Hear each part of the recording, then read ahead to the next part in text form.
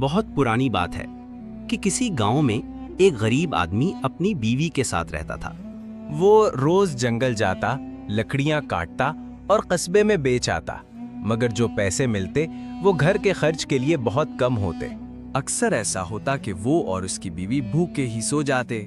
ایک دن وہ تھکا ہارا گھر آیا اور بیوی سے کہنے لگا، ہم کب تک یوں ہی گزارا کریں گے؟ میرا خیال ہے کہ میں کسی دوسرے گاؤں جا کر مزدوری کروں تاکہ ہمارے حالات بہتر ہو سکیں۔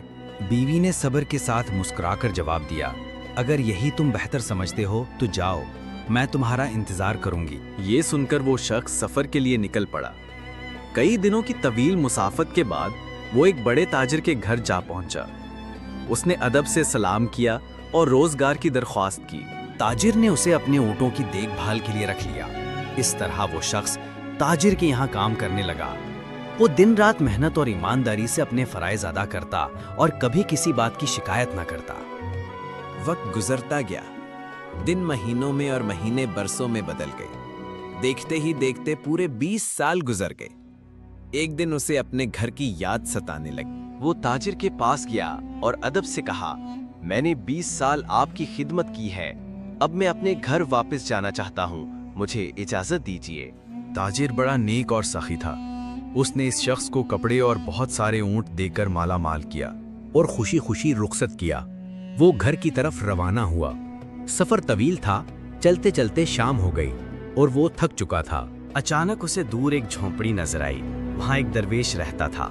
اس نے ارادہ کیا کہ رات یہیں گزارے گا۔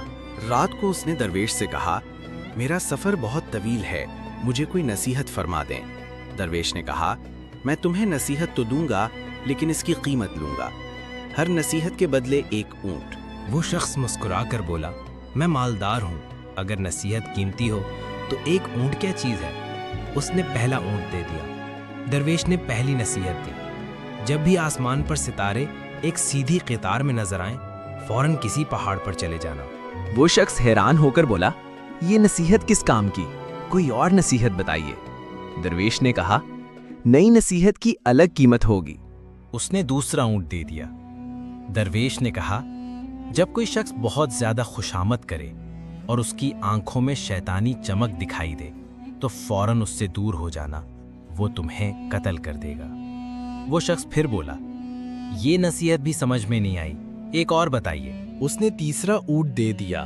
درویش نے تیسری نصیحت دی، صبر کر لینا لیکن کبھی کسی انسان کو قتل مت کرنا۔ اگلی صبح وہ تینوں اونٹ دے کر خاموشی سے اپنی راہ پر چل پڑا۔ سفر جاری رہا، دن گزرتے گئے اور وہ تینوں نصیحتیں ذہن سے دھندلی ہو گئیں۔ ایک رات وہ ایک گاؤں پہنچا اور وہاں رات گزارنے کا ارادہ کیا۔ جب وہ سو رہا تھا تو اچانک اس کی نظر آسمان پر پڑی، جہاں ستارے ایک سیدھی قطار میں جگمگا رہے تھے۔ اسے درویش کی پہلی نصیحت یاد آ گئی۔ فوراً وہ اپنا سارا مال لے کر پہاڑ پر چڑھ گیا اور وہیں سکون سے سو گیا۔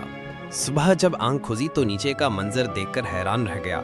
گاؤں مکمل طور پر پانی میں ڈوبا ہوا تھا اور کوئی زندہ نہ بچا تھا۔ اگلے دن وہ اپنا سامان لے کر دوبارہ سفر پر نکل پڑا۔ دن ڈھلنے لگا تو دور اسے ایک گھر نظر آیا۔ اس نے سوچا، آج رات یہیں گزار لیتا ہوں۔ وہ گھر کے مالک کے پاس پہنچا اور ایک رات ٹھہرنے کی اجازت مانگی۔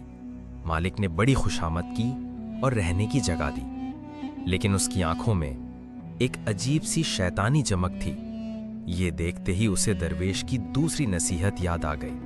رات کو اس نے اپنا بستر ایسے بچھایا کہ لگے وہ سو رہا ہے اور خود اپنے مال کے ساتھ چپکے سے دور ہٹ گیا۔ کچھ دیر بعد اس نے دیکھا کہ وہ شخص خنجر لے کر بستر پر وار کر رہا ہے۔ وہ فوراً وہاں سے نکل گیا اور جان بچا لی۔ آخرکار کئی دنوں کے سفر کے بعد وہ اپنے گاؤں کے قریب پہنچا۔ اچانک اس کی نظر اپنے گھر پر پڑی۔ اس نے دیکھا کہ اس کی بیوی ایک اجنبی نوجوان کے ساتھ چارپائی پر سو رہی ہے۔ اس کا خون کھول اٹھا۔ دل میں آیا کہ اس نوجوان کو قتل کر دے۔ جیسے ہی قدم آگے بڑھایا اسے درویش کی تیسری نصیحت یاد آ گئی، صبر کر لینا لیکن کسی کو قتل مت کرنا۔ وہ رک گیا اور گاؤں جا کر اپنے بارے میں لوگوں سے پوچھنے لگا۔ گاؤں والوں نے بتایا، برسوں پہلے تم روزی کمانے گئے تھے، تمہاری بیوی کو ایک بیٹا ہوا تھا جو اب جوان ہو چکا ہے۔ یہ سن کر اس کے قدم لڑکھڑا گئے۔